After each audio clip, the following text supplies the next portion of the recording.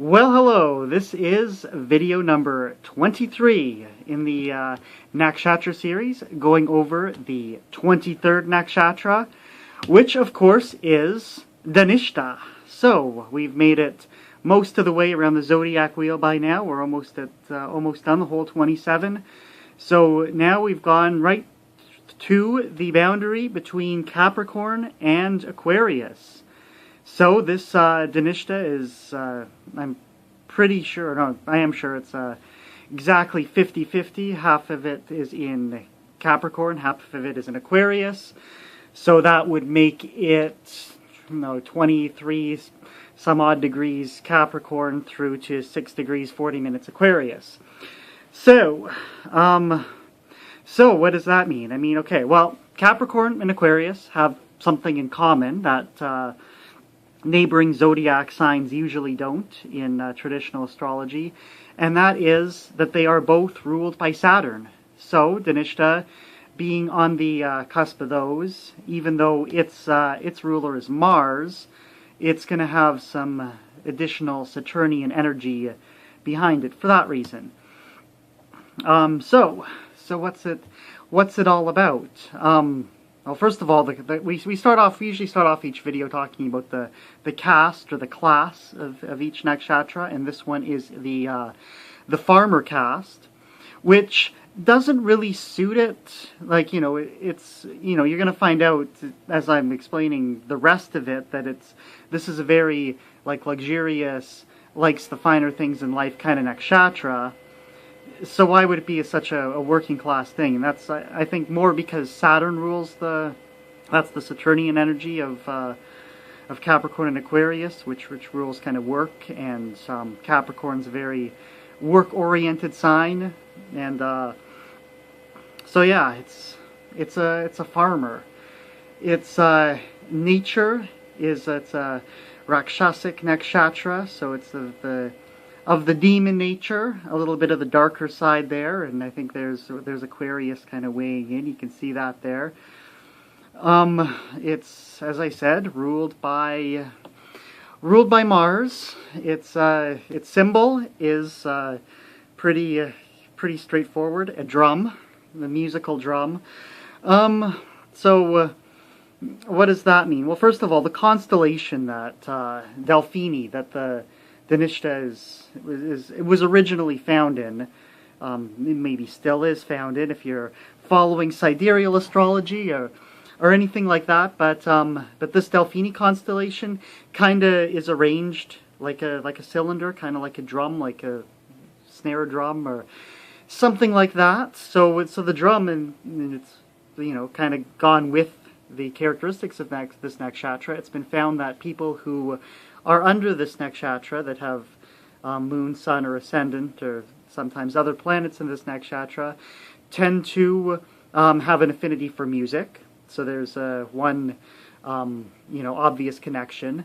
And also, more than just being musical, drums are also hollow. That's where the reverberations come from. So there's a little bit of hollowness to this, being able to fill the void, being able to conform to other things, life in general, but not conforming too much, because one of the sayings associated with this is that natives of this nakshatra like to go to the beat of their own drum, just march to the beat of their drum. So it's so that drum theme is going to come up quite a bit. Its element is ether, which is, of the 5 elements, the most sacred, spiritual, generally considered. Its animal is a sexual animal, is a female lion. So it kind of it's a female nakshatra, even though there are a lot of male characteristics about it, which I'll go into. But yeah, so female lion is the animal. It's ruled by a deity, actually a set of deities, of 8 different gods, which are collectively known as the Vasus.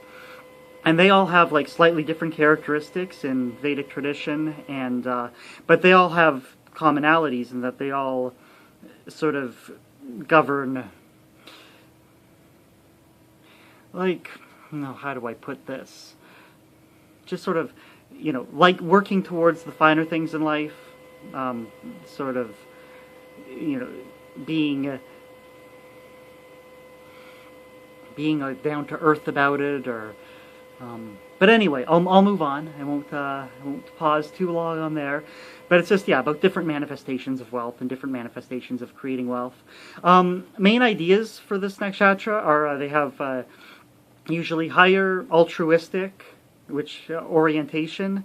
So you know, believe in the good of society. That's sort of an Aquarian trait. Very artistic, but in like an artistic musical way.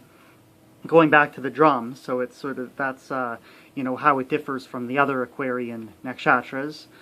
Often natives in this nakshatra have a delayed or unhappy romance. That's sort of more the Capricorn side of things. And the reason for that, actually, it's quite interesting. And actually, they have problems with marriage if they get married at all. And this especially applies to people with the ascendant in halfway around the wheel at the end of Capricorn, like in Ashlesha Nakshatra, because if your ascendant's in Ashlesha, then your 7th house cusp, your descendant, is going to be Dhanishtha, and and Dhanishtha rules, and the 7th house sort of rules marriage, so it's, or you know, unfavorable for that. So you know, hope I got that right, and if not, I'll edit it out. Anyway, tends to have a temporal incompatibility with, so temperamental incompatibility. Giver of what's highly valued, singing, sonorous, melodious, so there's the whole music again, and valuing things that are sort of the finer things. Okay, so traits of people with this nakshatra are, they have patience, but they don't like being told what to do. They like to go to the beat of their own drum, but they're willing to be hard workers. They're willing to, you know, go along with work that needs to be done. They're not completely obstinate or by themselves, but they are patient. They're independent. They don't really want guidance. They're kind of more the type of people that want to figure things out for themselves. They tend to be good at sports and like dance and anything that involves rhythm and just like getting the feel of things, and that goes back to the drum. The drum is more than just being of music; it's a very rhythmic instrument. So they're good for going with like natural flows and recognizing what they are, and rhythmic for that. They tend to have a lot of motivation to accomplish their goals. It's actually, Dhanishtha is the Sanskrit, derives from the Sanskrit word for wealthiest, so that trait can bring them good fortune in life. They're good talkers, very social, good conversationalists, and they're good people to carry a conversation and like make other people feel better through their conversation, so they can be, you know, express themselves in that way. They tend to choose a life partner, you know, or if they're in the Aquarius half of it, that's very different from themselves, and yeah, so there's a lot to be said about that. Their appearance, they tend to be like, you know, radiant, have an inviting expression on their face, which is sort of why they're so good at conversation, because people like to listen to them. They have good, captivating smile, just like good in social situations, good at sports, music, dance, like, you know, we all know people like that. And yeah, that's basically derived from a sense of rhythm and timing. So for the longest time, I mean, when Billy and I first started researching nakshatras, there are a lot of online calculators that will determine what your nakshatra is, and they always said that mine was Dhanishtha when I entered in my birthday. Turns out that that's based on sidereal astrology, which, you know, in my opinion at least, doesn't really work out as well. I find that if you go with my tropical nakshatra would be the next one, Shadabhishak, and I find that that's a lot more like me. So just, you know, for any of these nakshatras, when you're trying to figure out where your sun, moon, or ascendant, or whatever, where they're located, you know, I think the best way to do that would just be to use any online natal chart calculator or any number of computer programs.